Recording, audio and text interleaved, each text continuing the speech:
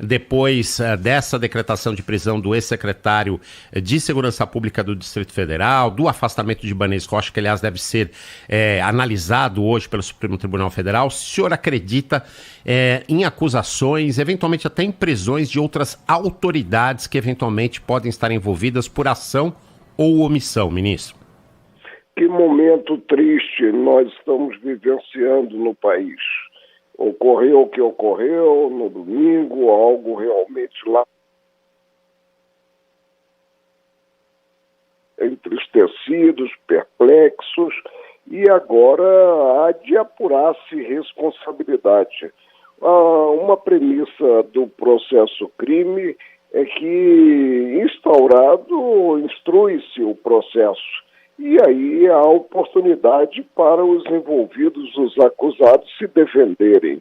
Não dá para tocar de cambulhada, muito menos com atos de constrição de envergadura maior, como, por exemplo, a prisão do ex-secretário de Segurança Pública do Distrito Federal e também do comandante da Polícia Militar.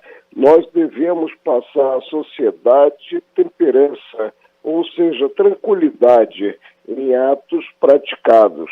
E cabe, evidentemente, aos agentes dos três poderes, refiro-me ao Legislativo, ao Executivo e ao Judiciário, reexaminar atos praticados e perceber onde se claudicou, onde se errou, e buscar a correção de rumos. Isso é o que deve ocorrer presente à organicidade do próprio direito.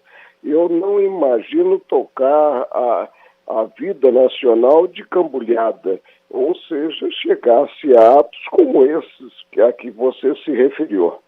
Ministro, me corrija se eu estiver errada, por favor, mas o senhor se refere à prisão daquelas pessoas que ocupavam a frente do QG do Exército em Brasília e que foram todas conduzidas ao ginásio da Polícia Federal e mantidas detidas lá, é isso? Sim, nós tivemos a prisão de centenas, milhares de pessoas e aí já houve audiências em si de apresentação e os juízes implementaram como realmente devia ser implementada a soltura dessas pessoas. Cerca de 600 pessoas já foram presas. Vamos com calma, vamos com temperança, vamos com compreensão, vamos, acima de tudo, com compaixão.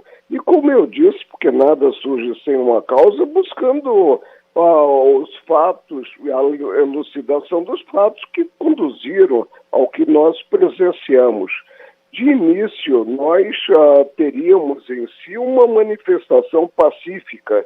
Eu próprio, no Supremo, fui relator de uma ação direta de inconstitucionalidade, mediante a qual se impugnou um decreto do governo do Distrito Federal que impediu manifestações ruidosas da Praça dos Três Poderes.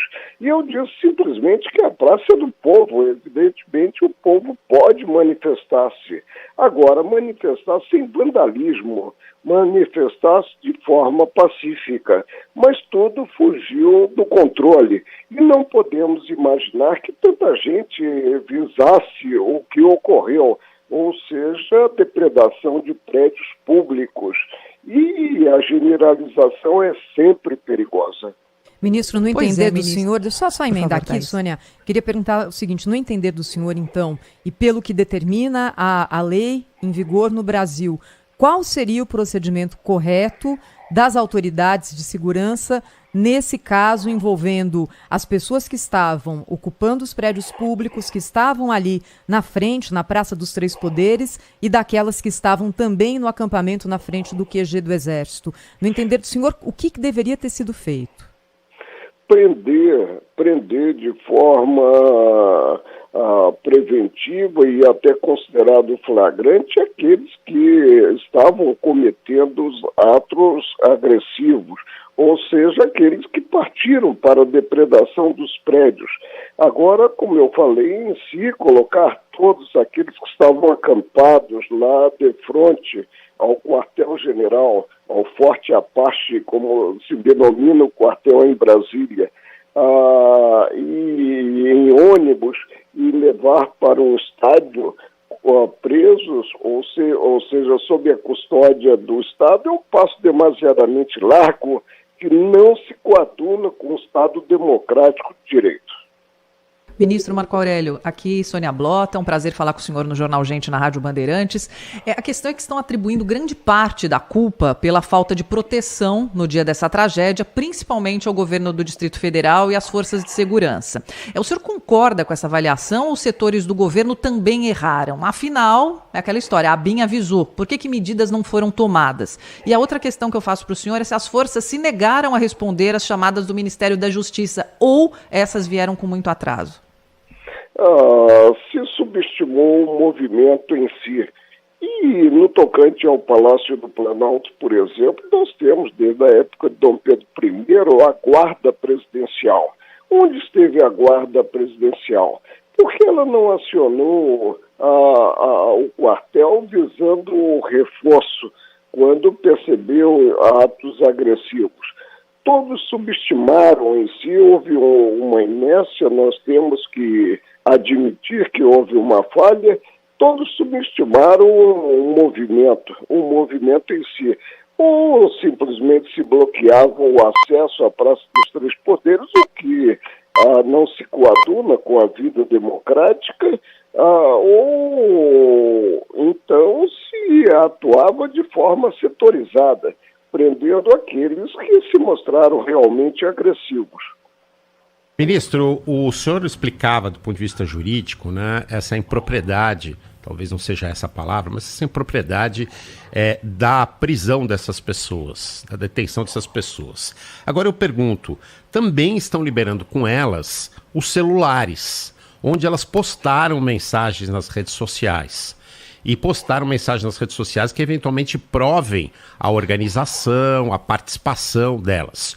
O senhor acha que esses celulares deveriam ter sido apreendidos para serem periciados ou não?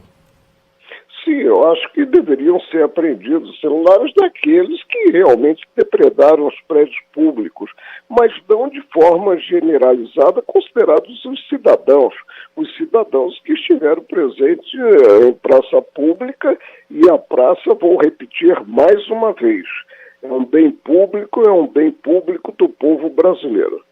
Ministro Marco Aurélio Mello, queria ouvi-lo também a respeito do afastamento do cargo do governador Ibanez Rocha, que foi decretado pelo ministro Alexandre de Moraes, num primeiro momento de forma monocrática, e essa decisão agora segue para a aprovação ou não no plenário do Supremo Tribunal Federal. Eu já ouvi opiniões divergentes em relação a isso, primeiro pelo fato de que houve uma falha muito grande na segurança do Distrito Federal e o governador é o responsável como figura maior da gestão pública no governo, mas também, por outro lado, o fato dele ter sido eleito democraticamente, reeleito, inclusive agora em 2022, tendo sido afastado por uma decisão de um juiz do Supremo Tribunal Federal. A sua leitura sobre esse caso, qual é, ministro?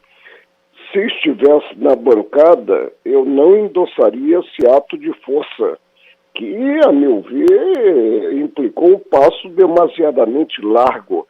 Você disse muito bem que o governador foi eleito democraticamente, que se buscasse responsabilidade. Nós não viveremos dias melhores no Brasil mediante a prática de atos de força, que nós não tivemos sequer na época do regime de exceção, consideradas manifestações. Vamos realmente marchar com temperança, marchar com compreensão e buscando, como eu disse, definir as responsabilidades, buscando definir quem claudicou na arte de proceder no setor público. Ministro, como é que o senhor avalia, então, a atual situação do Brasil? Parte do povo foi radicalizada por extremistas e isso é a causa principal? Ou o Brasil, agora, nós todos, precisamos fazer uma reflexão maior, na opinião do senhor? Precisamos fazer uma reflexão maior. E eu cansei de dizer na bancada, quando o tribunal avançava e invadia a seara que não era reservada constitucionalmente a ele, eu cansei de indagar aonde vamos parar. Está aí, paramos no que ocorreu a partir de um antagonismo que nós não tínhamos até aqui presenciado, com forças que são virulentas, antagônicas. Isso não é bom para a nacionalidade. Ministro, de minha parte, para encerrar, o senhor fala em temperança, o senhor fala em serenidade, também tem sido nossa posição aqui no Grupo Bandeirantes de Comunicação.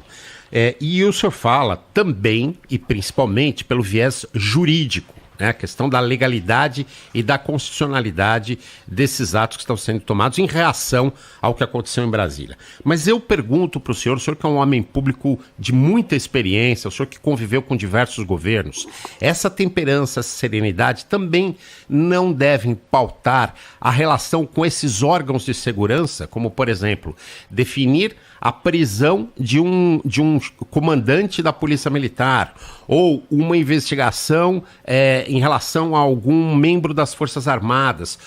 Como é que o senhor vê, do ponto de vista da temperança, esse aspecto dessa relação com esses órgãos, uma relação que é sempre tão sensível?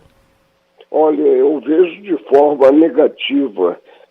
Como falei, não se chega a dias melhores, né, atropelando a ordem jurídica, atropelando o arcabouço normativo, desautorizando em si aqueles agentes públicos que têm a direção dos diversos setores.